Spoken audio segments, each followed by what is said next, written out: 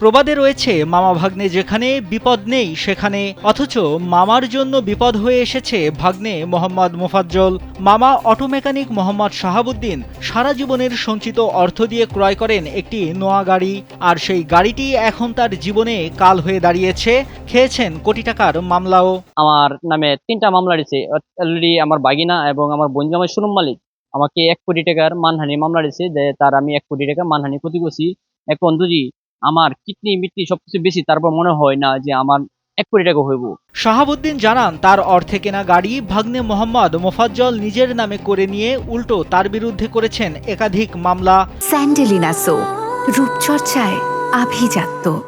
আর এই প্রতারণার সঙ্গে জড়িত গাড়ির শোরুম মালিক ফরিদ উদ্দিন। শাহাবুদ্দিন প্রতিবাদ করায় ও আইনের আশ্রয় নেওয়ার কথা জানালে তার বিরুদ্ধে একের পর এক মামলা দিয়ে যাচ্ছে ভাগ্নে মোফাজ্জল।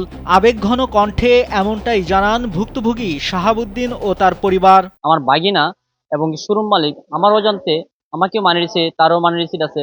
আমার অজান্তে এই মানি রিসিট দিয়ে তার নামে গাড়িটা করে নেয়, কিন্তু এখন আমি কোনোভাবেই তাদের সাথে পারতাছি না। আমার সারা জীবনের সঞ্চয় দিয়ে কুড়িল বিশ্বতে একটা গাড়ি ক্রয় করি। এই স্লিপ আছে, কিন্তু স্লিপ থাকা অবস্থায় আমি বিচার পাচ্ছি না। তো আমাদের অজান্তে ৩ মাস পরে কিভাবে যে বাইকনা নামে গাড়িটা হয়ে গেছে, শোরুম মালিকের সহযোগিতা ছাড়া তো হয় না। হয়তো শোরুম মালিকের সহযোগিতা নিয়ে বাইকনা গাড়িটা নিজের নামে করে নিয়ে যায়। এদিকে সিলেক্ট অটো শোরুম মালিক ফরিদ উদ্দিন ১ কোটি টাকার মানহানির মামলা দেয় শাহাবুদ্দিনের নামে।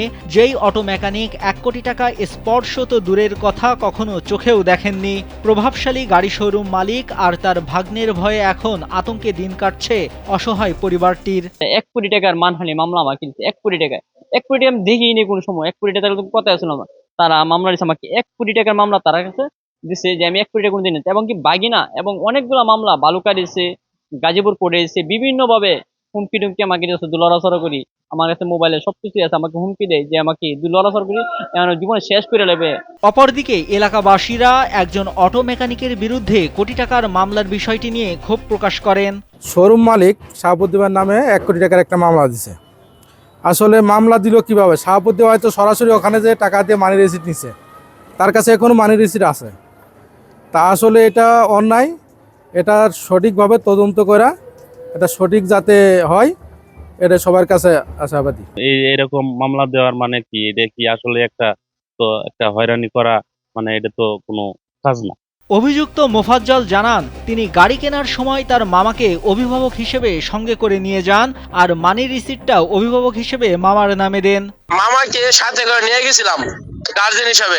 ওনারা গার্জেন হিসাবে নিয়ে যা আজকে মৃত্যুর কত তো আমি হয়েছি। ঠিক আছে ভাই, মানি রিসিট ভাই কিভাবে হলো ভাই? আমি তো ভাই গার্জেন হিসেবে মামার সাথে করে নিয়ে গেছি, মামার নামে দেন।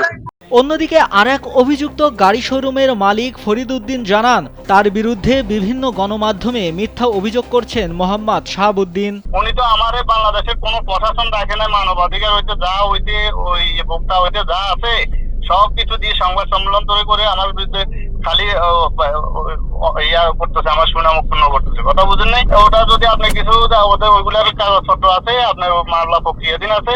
তবে বিষয়টির দ্রুত সমাধান চান এলাকাবাসী। নাইমুল হাসিব, কালবেলা।